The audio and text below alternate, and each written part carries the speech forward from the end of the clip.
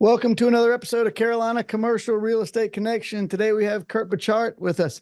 Kurt is out of Florida, grew up in New Orleans, Louisiana, has been in the real estate industry for over 10 years, buying, holding, and renting out properties in mainly the New Orleans area. Kurt, thanks so much for joining us. Yeah, no problem, Tony. Glad to be here. Yes, sir.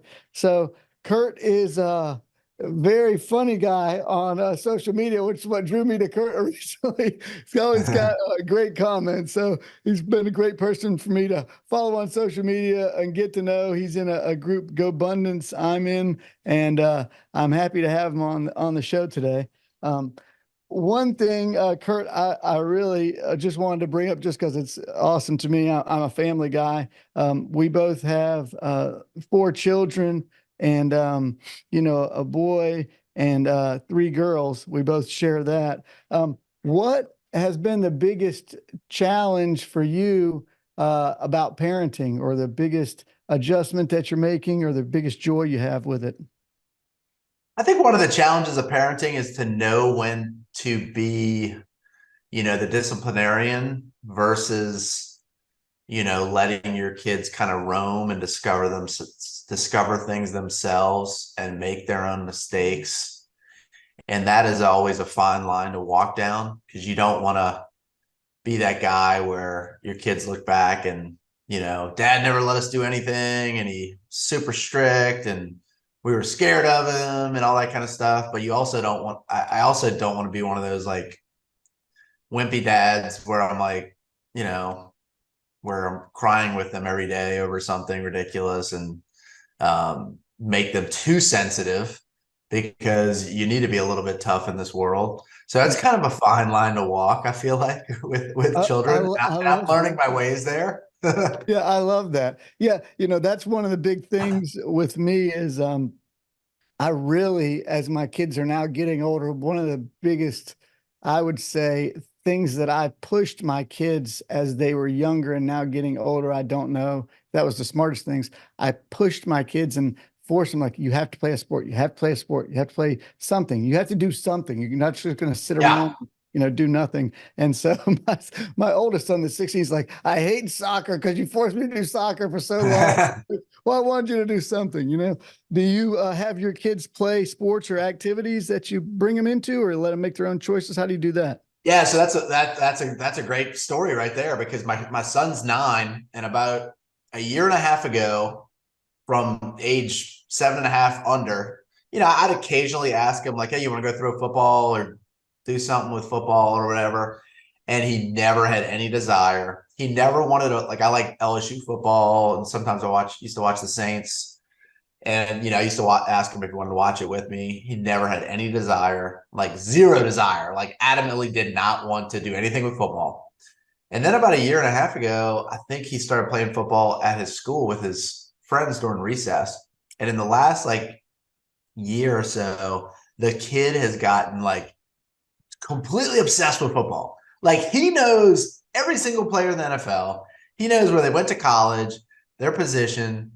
He knows everything. He knows like Super Bowl history. Like, he watches like random games on YouTube from like years ago, like all these highlights, and he wants to play it all the time. He wants to go throw it in the street in front of our house all the time. And I never pushed him ever, just kind of like casually asked him a few times when he was young. And I was like, okay, guess he's not interested in that.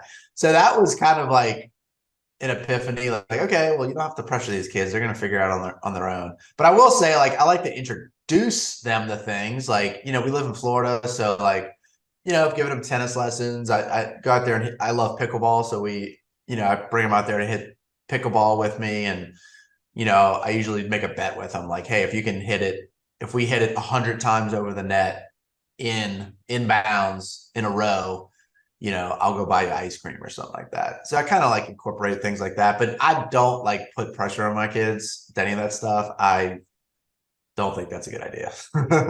Yeah, I would say for my experience, it was not a good idea. They more rebel when you're pushing, pushing, pushing. And so obviously with my younger kids now, so the first kid is always the learning curve.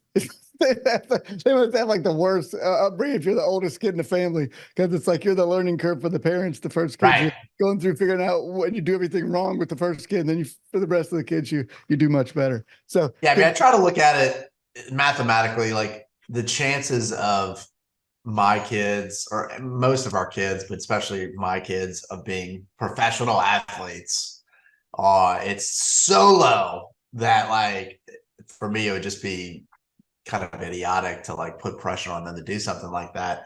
And then, like most of us, I want my kids to be involved in sport just because, being healthy, being around teams, the social interaction of it is great. So I think all those things are important. yeah, those Getting things. out of the house, like not sitting around playing video games and watching Yeah, TV, all that kind of stuff. that's exactly my premise. I just want the kids out doing something, Right. Yeah, it's hard these days. The kids get sucked in on electronics, and it's so bad for their brain and mind just to sit there on the electronics. But Yeah, I mean, that's one thing I'm a stickler about. I will literally throw my kids out of the house and lock the door. So I will literally say, go outside, leave, do not come back. I mean, I've had it where like my son knocks on the door, like, Daddy, I gotta go to the bathroom, and I say no, go in the forest, because we have a forest behind our backyard, and you can just go in the forest. Like he doesn't need to come inside to go to the that's bathroom. awesome. That's amazing. Now my daughters, I probably let them go. You'll let them in. Yeah, that's awesome. All right, so let's dive in a little bit, go back in time. And I know it's 10 plus years, but I think you said you had was your first property purchased, you said 21 years ago? How long ago was the first? Yeah, 2003 was my first purchase. I was 25, 26 years old. Now I bought a duplex, and that was my first real estate investment. Everybody told me not to do it because it was kind of a little sketchy neighborhoods. It was a gentrifying neighborhood, but it was a little sketchy. Caught a guy doing crack in the backyard the first night I stayed there. Oh, boy. And I thought he was stealing my car. I pulled a gun on him, and that was my first night of real estate investing. Was I pulled a gun on somebody? So that was fun. And And that was a duplex, you said? yeah, and I still own that property to this day. So That's it's amazing. I've had it rented for 21 years, and it's been great, a great investment property. So did you have at that age, I mean, did you just have your buddies move in and pay you rent, or how was that? How were you laying that out? So I rented out one unit to a young couple, and then I lived in there were both 2-bedroom units, and then I lived on the other side by myself, and then I used the spare bedroom as my office. Looking back, I probably should have had a buddy of mine move into my spare bedroom, and then I would have literally made money owning real estate. But like, the other couple, the other unit paid my mortgage and a little bit more. So I was just out of pocket, like insurance and taxes and stuff. So I was That's like, awesome. this is cool. Like I was like, I'm like living for free basically. And I need to do this again. So I just started doing it again and again and again and again. So yeah, kind of walk me through again and again and again. What was the timeline, and how did you kind of build up? Did it start to snowball at a certain point? Yeah, I mean, I was a financial advisor out of college, and I read a lot of books on, investing and real estate investing, things like that. So I knew kind of like the basics of it. But I just didn't really have any capital or access to capital. So the first property, I kind of had to like beg, borrow, steal to get that property under my belt. And then there was another house that went for sale, like down the block, I don't know, 2 years later. And I just didn't have the money for it. But I had one of my best friends had some money. He was a really frugal guy. So we went in together. We did a renovation, and then we rented it out. It was another duplex, and it worked out well. And then I don't think he was that comfortable with doing that stuff back then. And like, he was more of a corporate guy. So I don't know. We kept that for maybe 4 or 5 years, and then we sold it. But I was buying other properties after that. But what was funny is years later, then he kind of changed his tune, and then we started buying a lot of stuff together. So you have to. I kind of learned a lesson with partners. You have to have people that are like willing and able to kind of get dirty and have that entrepreneurial spirit, because if you're doing this with like kind of corporate people, they're not going to feel that comfortable doing real estate, because real estate, you got to kind of get dirty sometimes, a lot of times. Yeah, a lot of times. I agree with that. So this gentleman that you've continued to partner, are you still in Yeah, business? we still own a bunch of properties together. So um how do you guys match up with each other? Do you ever do any? I'm very big into like cognitive surveys and understanding people's strengths and weaknesses, and as far as partnerships go, to make sure you jive. Do you have different attributes that one of you thrives at and the other one, can use to help with? Yes. So typically, I mean, when I was actually living in New Orleans at the time, so I was always like the on the ground guy, and, kind of the get dirty guy. And I was a little bit more aggressive, a little bit more of a loose cannon. And then he was kind of the guy doing a lot of the back office stuff, because he actually lived in Texas. He lives in Texas, and he was doing a lot of the back office stuff. He was a licensed real estate agent, so he would do the buying and selling. He would find all the deals, and he was like awesome at that, at finding the deals. Mm-hmm. And then I would handle all the renovations. Like, I was basically subcontracting everything out myself. And I would manage the tenants and deal with the leases and show the apartments and all that kind of stuff. Now that I moved to Florida, and we're not really doing many projects anymore. We hired like a leasing agent that does our leasing in New Orleans. And then I still manage the properties. And then he manages like buying and selling stuff, being an agent. And then he kind of does more of the numbers and spreadsheets and all that kind of stuff. And I'm comfortable with spreadsheets and all that type of stuff. That's just not like, that doesn't like fill my cup really. I don't like love sitting there and staring at spreadsheets. I can. I mean, I have the ability to. It's not like it's Greek to me, but I just don't love doing it. He's a little bit more analytical, like Yeah, that. Enjoys it. absolutely. Yeah, just what you're telling me is, yeah, you can, those are the different attributes that would somebody be strengthening and, gives you joy and fits exactly what you do. So you thrive at it to, yeah, Right. you can do the spreadsheets, but it drains all your energy. You don't get energy from it. It's kind of like, who wants to do all this? Right. Yeah. Yeah. I mean, 46 now, and like, yeah, that's definitely something you'll learn. If you don't like doing it, you're not going to be good at it. And Yeah.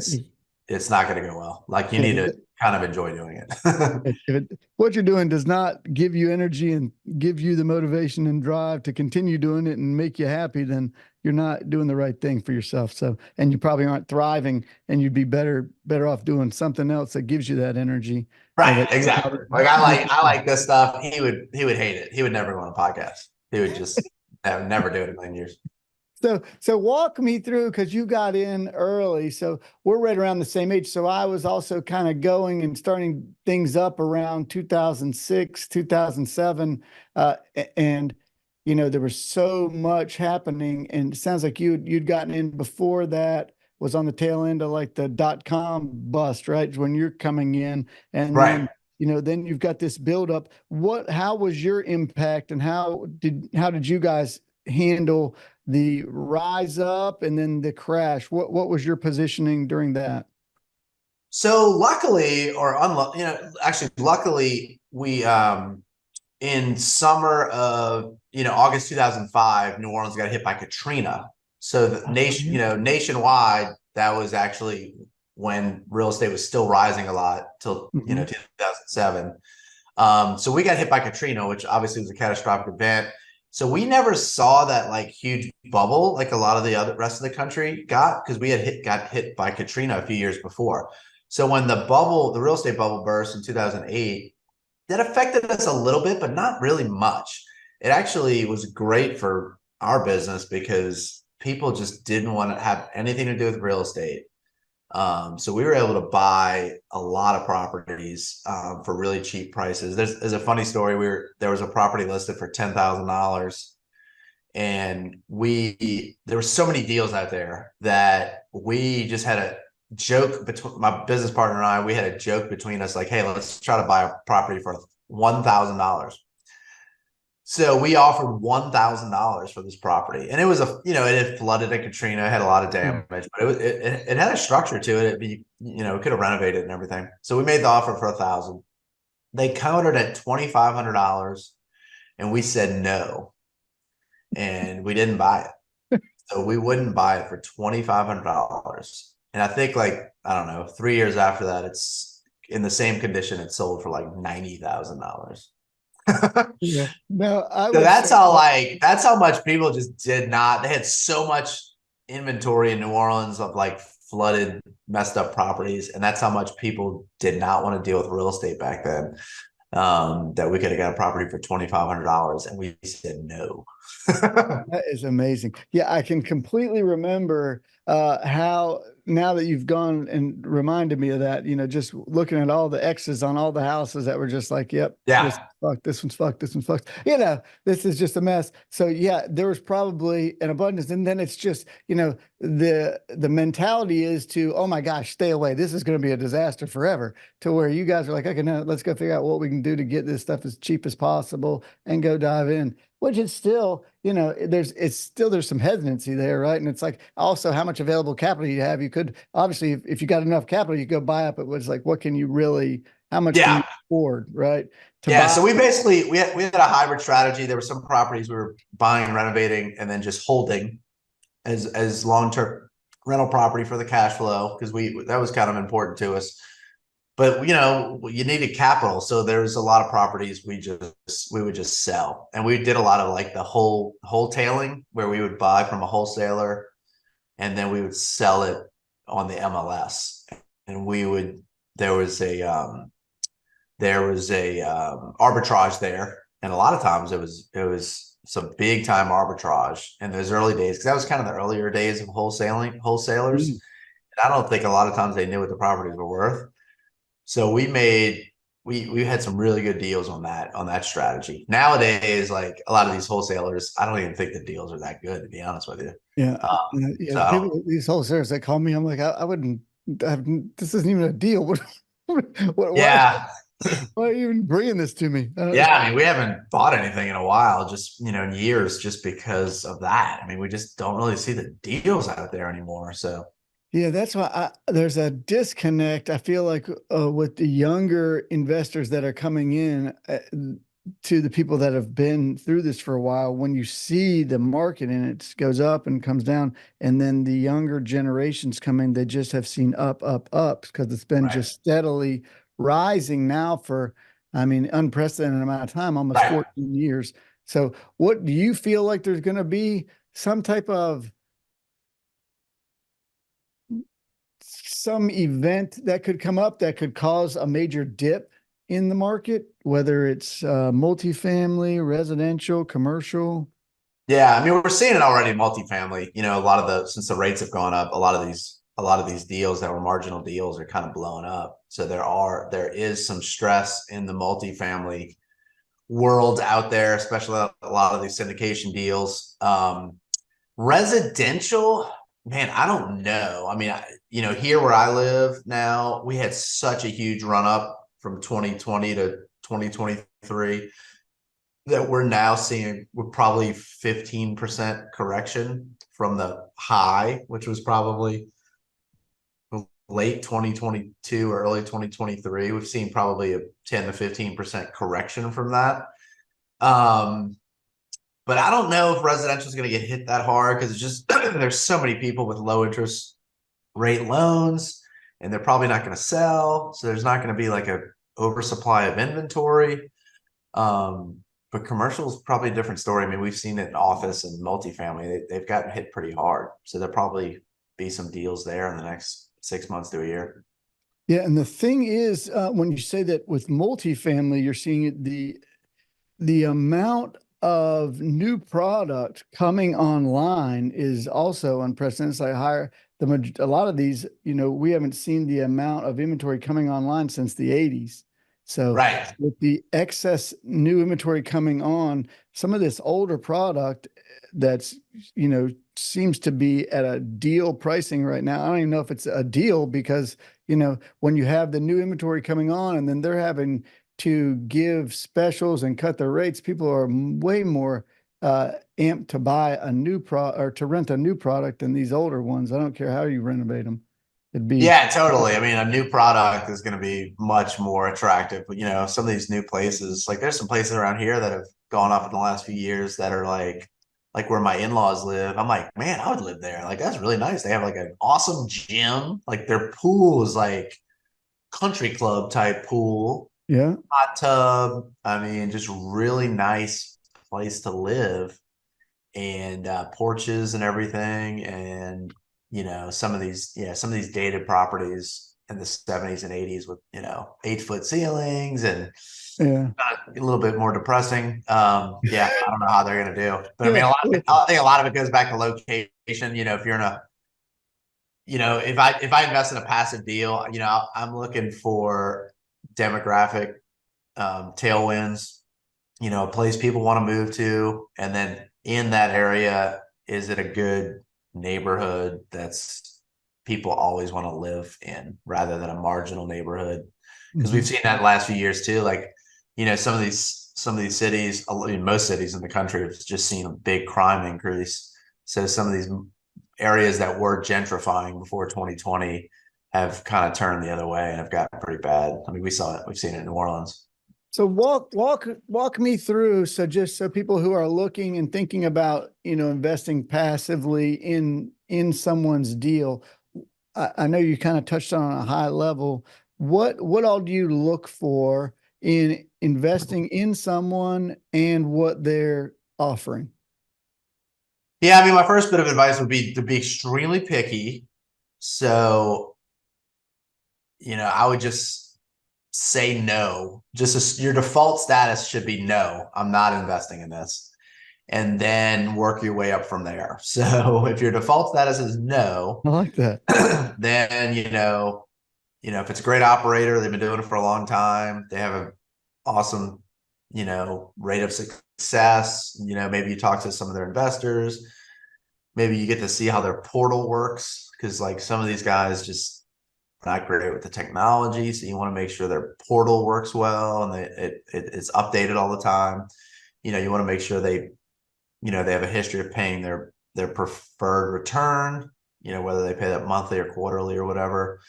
Some of these guys do these deals and they pay for a couple months and they just don't pay for 2 years and whatever, something came up. So yeah, I mean, and a lot of times you're betting on the jockey, not the horse. So, you want to make sure that the operator you're with, first of all, they know how to operate a deal. They know how to run real estate. They know how to manage a property, because there's a lot of guys on the internet that are, very good at selling the sizzle, and they're just probably not great operators. If they have the skill set to like be all over social media, selling these deals, they're probably not going to have the skill set to manage a property. So they either need to be partnered with somebody who's a great operator, or they need to be like that unicorn that can also operate a property, which is rare. Because I mean, operating a property, that's tough work. Nobody's going to be there with you, high-fiving you when you have to evict somebody, or somebody's squatting, or somebody's not paying rent, or you got to deal with somebody's dog crapping all over the property. I mean, just stuff like that. You need somebody in there that's hardcore and can get after it and run a tight ship. Yeah, that's critical. It is, and I would 100% agree with that. It's almost more the operator and the team that's handling the deal than the deals. Those people are the ones that if they either can make or break the deal. So everybody's got, a rosy picture of what can happen, but when rubber meets the road, who's going to actually implement that plan and bring it to fruition and make it happen? So it's all betting on that person being able to fulfill what they're saying. And to speak to what you were saying, it's having a track record, and you're looking at track record. It's not how great you can sell yourself on the internet, right? It's, do you have a track record of success, track record in the industry, Right. and know exactly what you're doing, or are you just great on YouTube? And typically, if you're great on YouTube, that's what you've been working on. It's being great on YouTube, not being great at, Right. properties. Yeah. So You might just like, seeing yourself on video, which, ironically, having a Zoom chat right now, but I mean, you get what I'm saying. Yeah.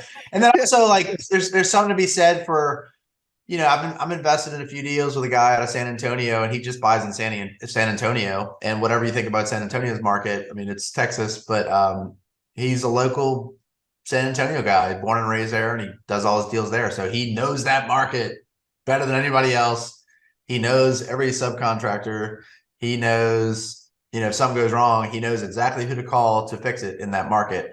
Whereas if you got a guy that lives in Dallas and investing in Atlanta, they might not have those connections there. That's not to say that it might not be a good deal. It might not work out well. I mean, it might be a great deal, but it's going to be a little bit harder for that person in Dallas to run that deal in Atlanta or wherever, even It's if, a much heavier lift when you don't have long-term connections. I mean, because if right, market all of a sudden starts to, if it's let's say a market that's in good shape, then typically those trades or the people, the good subcontractors, they're tied up with the people that they already have relationships with. So you're getting the bottom of the barrel, calling whoever you can get stuff done, and normally right. get crappy work done, or people aren't finishing things, or you're getting ripped off. Those are the type of things that you run in when you're just going to these random areas. Even though the area might be thriving, you don't have relationships that take years to build in those markets. So I Right, think you hit exactly. the nail on Yeah, the I head. mean that's what was great when I was living in New Orleans. I could, something happened, I could get in my truck and be at the property in 5 minutes and figure it out. I mean that, I could still get in my car and be there in 4.5 hours, but it's, a different business now for me. I have to rely on the, my subs and the handyman and the people that I've built a relationship with over time. But it's nice to get your face out there and see these people face to face and get your eyes on a property too every once in a while. Yeah, and I think it's, it speaks volumes when we're talking about what you've done. And you're a testament to, this is a marathon process, real estate investing. This isn't, you don't just get into real estate for 2 years and all of a sudden raise all this money, get this massive balance sheet. And, if you're doing all this in 2 years and it's kind of, to a certain extent, irresponsible. We're taking people's money. You've just been in this for two Yeah. years and you don't know enough. You haven't been in this long enough to be responsible to take these people's money, in my opinion. I think Right. it's good. Take your time, use your own money, experience it your own way, slowly start to bring in investors once you have a track record that you can prove and show them that you've done it with your own money, your own skin in the game. Right. Yeah, exactly. No, that's huge. That is huge. I've done some I've borrowed from private lenders before on my deals, and I love doing that because it's just kind of like you're just dealing with one person. And then I've never not paid anyone back ever. Like that would kill me if I missed a payment or wherever. I would go eat dog food before I did that.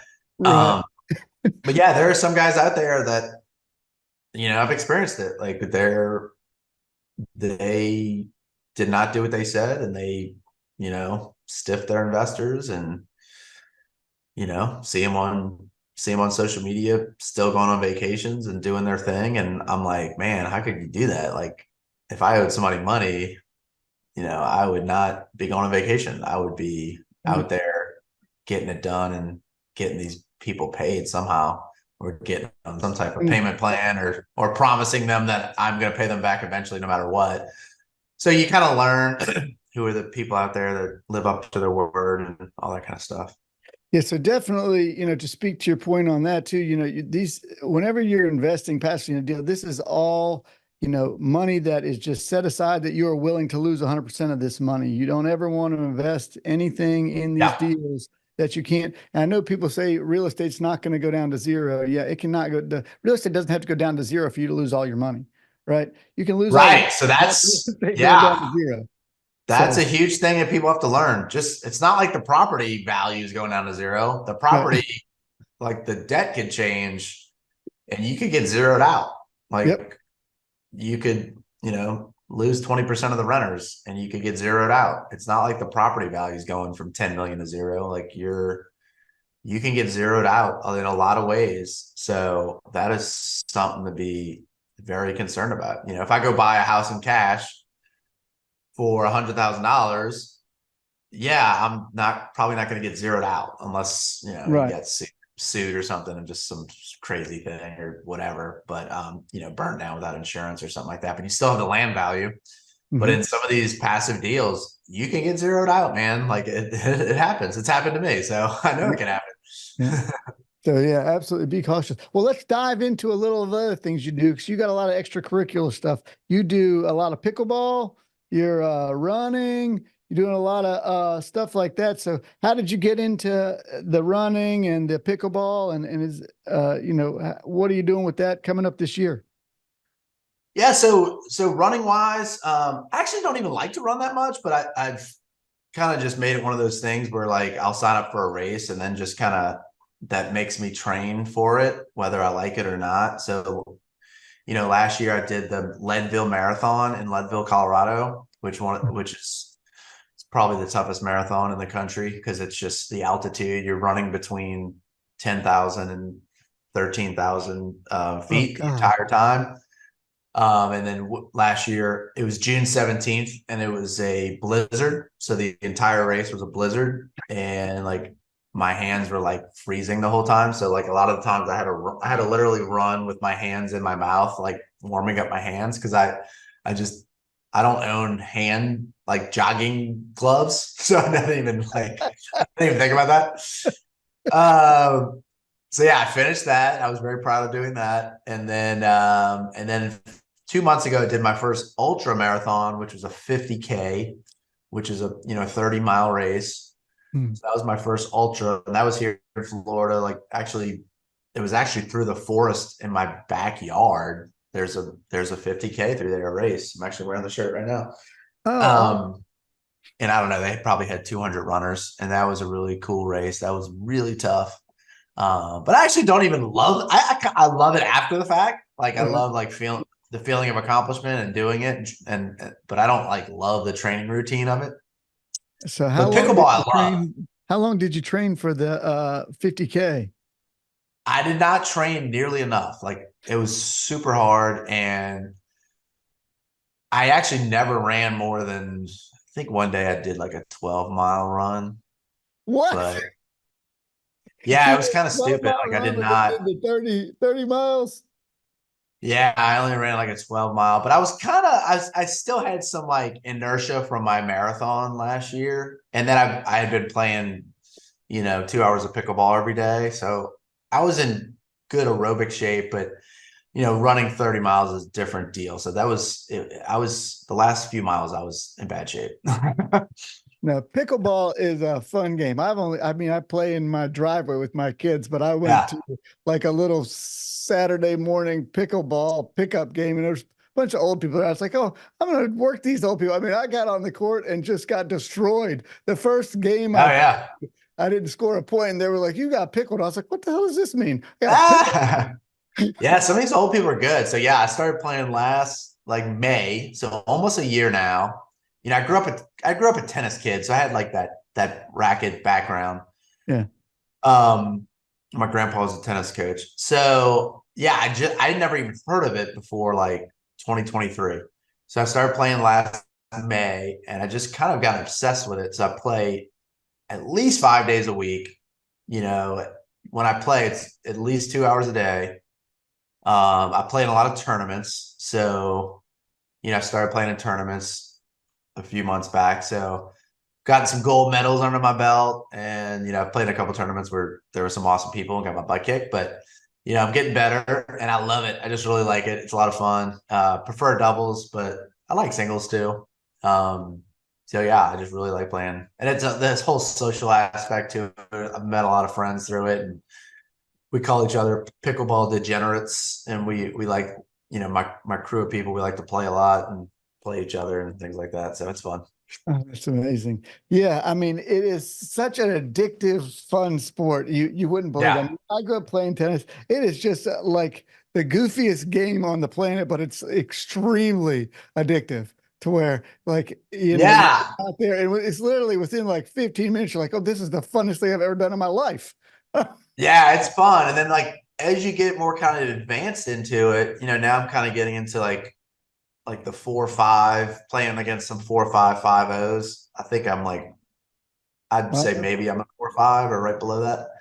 um, it becomes like a chess match. Like there's just like a lot of strategy that goes into it. You know, a lot of ball placement, like why am I going to hit this ball this way to this person versus that way? There's a lot of chess going into it when you get into the more advanced parts of it, which is really cool as well. So it's not only a physical sport; it can be a mental sport as well. Oh man, that's amazing.